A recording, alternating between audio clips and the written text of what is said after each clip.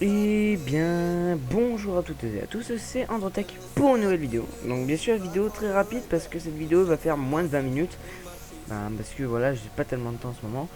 Et puis aussi, faut que je me couche un peu tôt parce que demain, je commence assez tôt. Je me lève sous les coups de 7 heures. Le truc c'est que moi j'ai le sommeil lourd un peu quand même. Bon, voilà. Bon, c'était une petite aparté.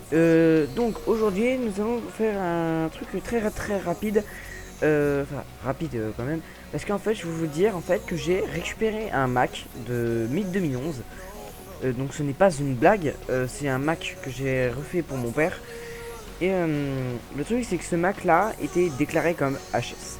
D'ailleurs, je vais montrer tout de suite. Donc là, normalement, si il n'y a pas de problème, vous êtes censé voir mon téléphone. Et là, normalement, alors par contre, il y a du lag, malheureusement, je sais pas rien.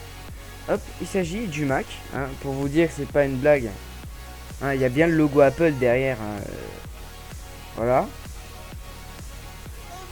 Pour vous dire, c'est marqué ici en plus ça MacBook Pro, mais bon, vous ne voyez pas à la caméra. Ah bon, j'essaie de faire comme je peux, mais bon, c'est pas grave. Mais c'est bel et bien un Mac. Par exemple, vous avez bien le clavier du Mac, c'est il y a les touches contrôle, commande et le truc, tout ça tournant sous Windows 7. Bon, alors pourquoi ce PC tourne évidemment sous Windows 7? Pourquoi? Parce qu'en fait, ce PC là n'avait pas de disque dur, c'est pour ça qu'il ne démarrait pas. C'est surtout la source du problème, parce qu'il ne démarrait pas du tout. Alors donc, je vais vous... alors donc, déjà, d'abord, on va couper... Alors du coup, on va couper la connexion du téléphone, parce que maintenant on n'en a plus besoin. Voilà. Donc c'est bon. Et maintenant, on va aller directement se connecter à l'ordinateur. Donc, bien sûr, c'est donc c'est quoi l'adresse? Parce que du coup, l'idée c'est parce que je connais pas son adresse. 927. Voilà. Normalement, c'est le PC Windows 7 compact. Et le truc, c'est qu'en fait, j'ai pris celui-là. Voilà. Vous allez voir qu'il marche super bien quand même. Alors, bien sûr, c'est en adapté, c'est pour ça. C'est un peu du cacrabouda. Donc, on va mettre la taille originale, que ce soit un petit peu moins dégueulasse. Donc si vous voyez bien, regardez, c'est bien le PC. Donc si je vous fais un MS Info 32, voilà, on va vous faire un MS Info 32. Donc je vais vous dire un petit peu de quoi est équipé ce PC. Donc du coup je vous ai dit que j'ai foutu le disque dur de mon premier PC, donc celui donc le compact. Parce qu'en fait j'avais un premier PC qui était un compact Presario CQ60. Voilà. Et le truc c'est que j'ai pris justement j'ai pris le disque dur là parce que c'était le seul que j'avais. Du coup j'ai pris celui-là. Bon, c'est pas la question, c'est pas le problème, on en a rien à foutre. Personnellement, j'en ai rien à foutre. Donc voilà. Donc passons. Donc le système d'exploitation c'est un Windows 7 édition Ultimate. Donc c'est le H17101. Voilà, donc vous voyez que c'est le fabricant, c'est marqué Apple Inc. Donc voilà. Et c'est le modèle un MacBook Pro 5.1. PC à base 86. Donc bien sûr c'est pas 86, c'est du 64 bits. Parce que j'ai essayé de booter une ISO de Windows 10 64 bits. Alors du coup j'ai pris un CD gravé parce que voilà c'est mieux supporté avec ce PC. Donc du coup ça marche à merveille.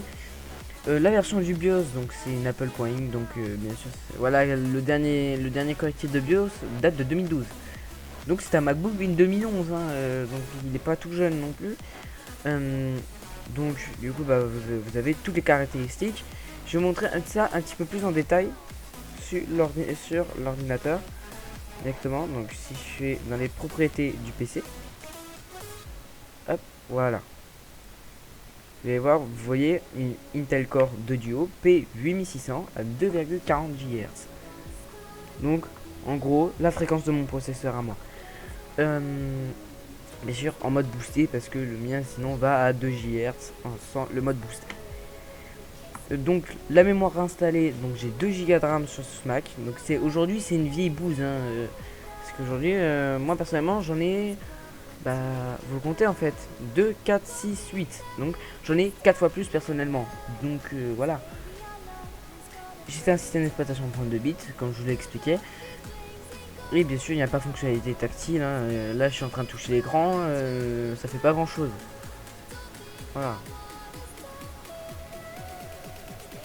Donc, et alors, donc du coup, maintenant, passons aux résolutions d'écran. Donc, c'est pour le savoir, c'est une carte graphique Nvidia, bien sûr. Donc, du coup, on est avec du Intel Nvidia, donc c'est un peu plus cohérent. Alors que sur les derniers Mac aujourd'hui, on est avec, enfin, les derniers Mac avant leur puce M1 en ARM, on était avec, alors, excusez-moi pour avoir fait tomber la clé USB. On était avec un processeur Intel avec une carte graphique AMD, ce qui était un peu moins cohérent, mais bon, je respecte. Donc normalement, on a les infos, donc je sais plus comment on fait, hein, excusez-moi. Information système, voilà. Donc c'est DirectX 11. Voilà, c'est une Nvidia Enforce 1000, mais non, ça c'est la connectivité. Voilà, c'est les composants à regarder, bordel. Alors, ça veut bien marcher. Voilà. Donc voilà, donc ça c'est les composants d'affichage. Donc ça c'est les logiciels que lance Windows au démarrage, hein, si vous voulez savoir. Donc c'est plutôt sur l'affichage. Voilà, c'est une GeForce 9600M GT. C'est plutôt une bonne config, hein. C'est une carte graphique à 1 Go. Ah non, c'est sa mémoire graphique. Il y a il y a 256 mégas de GDDR3 dédié au système d'exploitation.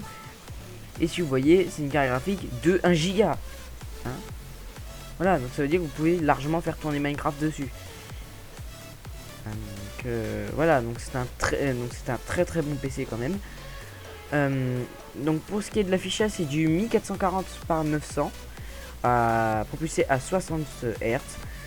Donc c'est juste 16 dixièmes, hein, tout simplement. Donc bien sûr je peux changer la résolution parce que j'ai rajouté des résolutions histoire qu'on puisse être tranquille. Par exemple si je veux record avec le PC et directement vous mettre en plein écran, du coup je vais mettre adapté, voilà. Donc je trouve que c'est plus simple. Alors donc du coup ce que je fais c'est que là je vais mettre 180 par 1050 si possible.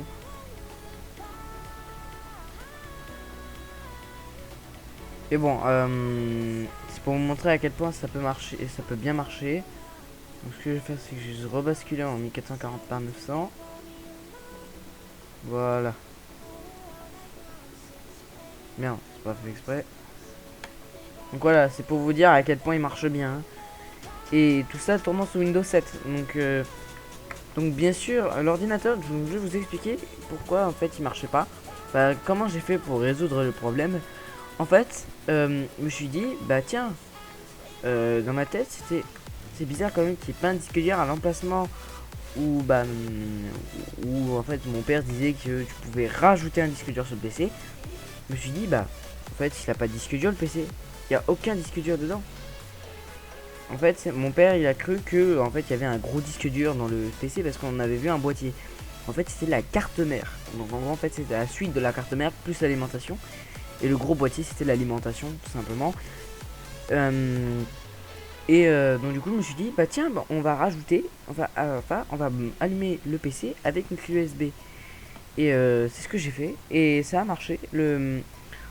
Au départ il démarrait pas, on avait beau appuyer sur le bouton, il démarrait pas du tout, hein. Et là du coup maintenant il marche, hein, il est complètement fonctionnel. Alors, voilà, on va se mettre en taille originale, ça soit moins dégueulasse.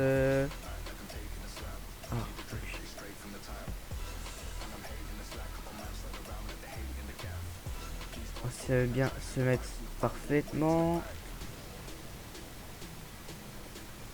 Ouais, on va se mettre ça comme ça. Voilà. Donc espérons que vous voyez au moins que je tourne pas une vidéo pour rien. Ça ce serait con quand même, hein. Alors donc Donc quand je parle de ça en fait, du coup, bah en fait c'est parce que c'est pour vous montrer que parfois, donc du coup j'ai mis une ouais, bah, on va reprendre déjà d'abord sur l'explication. Hein. Donc du coup j'ai mis une clé, donc ma clé Ventoy hein, directement dedans. Donc Ventoy, bien sûr j'ai une nouvelle clé Ventoy maintenant, elle ne fait plus 16 Go, elle fait 64 Go. Parce que j'ai changé avec mon ancienne clé Ventoy. Hein, j'en avais deux, j'en avais une de 64, une de 16, j'ai pris celle de 64 que j'ai plus de marge en fait. Donc du coup bah je démarre je démarre sur la clé USB. Donc je me suis dit ah ça marche. Pourtant il était déclaré comme HS. Donc du coup maintenant du coup ça a débloqué le Mac. Je me dis je retire la clé USB et bah, j'essaie de démarrer comme ça pour voir si ça boot sur macOS. Et je démarre et au bout d'un moment j'ai un dossier donc donc je vais vous montrer hein, en fait j'ai un dossier avec un point d'interrogation sur le PC qui clignote. Donc j'ai regardé.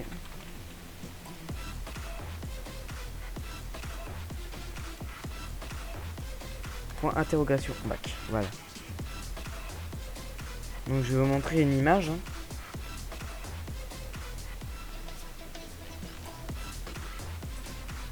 Donc en gros j'avais ce genre de truc là. Voilà ça. J'avais ce truc. Donc j'avais ça, donc le logo là de démarrage. Donc avec un point d'interrogation avec le dossier qui clignote. Donc en fait ça veut dire en gros que sur l'ordinateur il n'y a pas de disque dur. J'ai lu la documentation d'un Mac et ça voulait dire qu'il n'y avait pas de disque dur. Donc du coup je me suis dit bah tiens bah, je vais prendre le disque dur de mon ancien PC. Je le mets dessus. Et là bizarrement j'attends bon une minute parce qu'il est un peu long à démarrer. Au démarrage on a un écran blanc. Ensuite on bascule sur de noir. Et on démarre sur Windows. Et ça l'écran blanc il dure pendant une minute. Donc du coup ça prend un petit peu de temps. Donc du coup j'attends. Et là on voit, donc du coup au bout d'un moment bah il y a un écran noir. On voit le petit truc qui clignote en haut. Parce que du coup c'est basé sur du BIOS. Donc du coup ça démarre comme ça. Et du coup je vois démarrage Windows. Je me suis dit ça marche vraiment. Et bah oui. Et maintenant bah du coup je me suis dit bah en fait du coup je suis arrivé sur le bureau. J'avais pas les effets aéro. Donc les beaux effets que vous voyez là normalement. Et je me suis dit bah tiens bah on va essayer d'installer les pilotes de la carte graphique. Parce que c'est une carte graphique Nvidia. Parce que bah voilà Apple utilise majoritairement maintenant aujourd'hui AMD. Majoritairement ils utilisaient Nvidia avant. Donc je me suis dit bah go installer les pilotes. Et ben c'est ce que j'ai fait. Et du coup je suis tombé sur les beaux effets aéro qu'on a maintenant en fait. Que vous voyez à l'écran. Donc puis voilà c'est tout. Donc après donc du coup après j'utilise vraiment comme je peux en fait parce que voilà c'est un très très bon Mac mais surtout en fait que sur mon ancien PC du coup j'avais 3 Go de RAM donc 2 Go 65 pour 2 Go 75 pour être précis. C'est vrai que ça handicape Apple PC parce que du coup bah il y a des fonctionnalités qui me tournent en moins. Alors bien sûr il y a quelques petits problèmes hein, sur ce Mac. Si ce n'est que le son ne marche plus. Parce que normalement, si vous connaissez les Mac, normalement vous avez une petite enceinte sur le côté, à côté du bouton, à côté du voyant d'alimentation. Enfin, en gros du voyant d'allumage. Et du coup en fait, bah, le son ne sort tout simplement pas parce qu'il n'y a pas de l'enceinte. Je crois qu'elle est probablement cramée ou elle ne marche plus. En même temps, ce Mac a fait son temps, on va dire. Et puis voilà. Donc du coup bah il y a quelques petits problèmes par exemple pour certains trucs il faudra peut-être s'abstenir donc de l'utiliser. Par exemple là j'ai vu que la puce Bluetooth marchait un peu mal. Bon je pense qu'il va falloir contourner ça.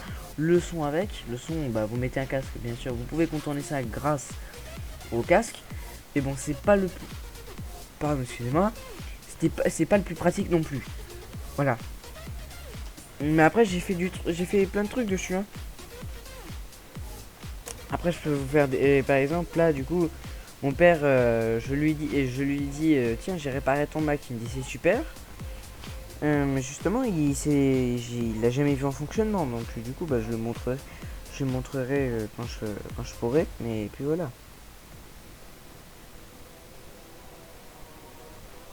Donc bah voilà, donc du coup bah c'est tout ce qu'il y avait à faire sur ce Mac. Et du coup moi je suis un peu bluffé parce que je ne m'attendais pas à ce que le Mac marche. Je m'attendais plus à un gros fail en mode ouais il marchera pas donc tant pis laisse tomber.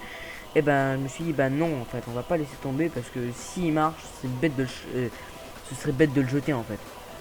Donc voilà.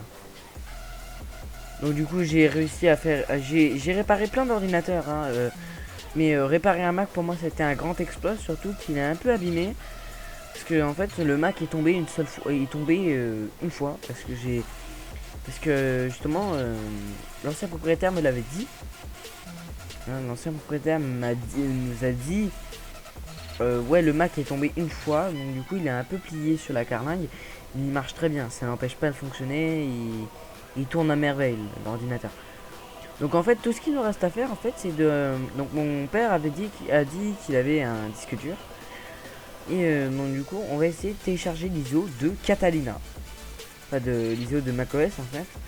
Et je pense que j'ai installé Catalina dessus. Donc même si il requiert un Mac de 2012 et supérieur, je vais tenter de le faire sur du matériel incompatible. Ce serait rigolo quand même de le faire. Sachant que je crois que c'est même pas, on dirait même pas un Mac de 2011. Parce que vu les matériels qu'ils ont, ces matériels là datent de 2012. Voilà. J'ai un peu regardé la fiche technique, donc je pense que il y a les textes dans l'ISO de Catalina, mais voilà. Bon après j'ai l'ISO de Catalina, mais j'essaye, je le branche, ça veut pas booter. Donc du coup bah je regarderai plus tard, quand j'aurai le temps surtout. Et puis voilà. Bon, c'est bah après c'est tout. Hein, je trouve que ce Mac marche plutôt bien en plus. Hein. Par exemple, donc bien sûr, peut-être que je vous montrerai avant de repasser le Mac à mon père quelques astuces sur le Mac que vous pouvez faire par exemple au boot. C'est des petites astuces par exemple que je vous ferai en short. Là, je vous ferai des shorts en disant par exemple, si j'ai le temps, je vous ferai une vidéo comment accéder au boot menu d'un Mac. Parce que c'est quand même assez compliqué. Parce que c'est pas un raccourci. Donc F12, F9, F8, c'est pas comme les PC qui sont pas manufacturés par Apple. Donc, en gros, qui sont pas faits par Apple spécifiquement et qui n'ont pas du matériel Apple. Donc par exemple, je vais prendre des trucs lambda. Donc par exemple, Lenovo, c'est F12. HP, c'est F9 ou F8, ça dépend. Par exemple, sur mon vieux PC compact, c'est F9. Sur HP, c'est F8.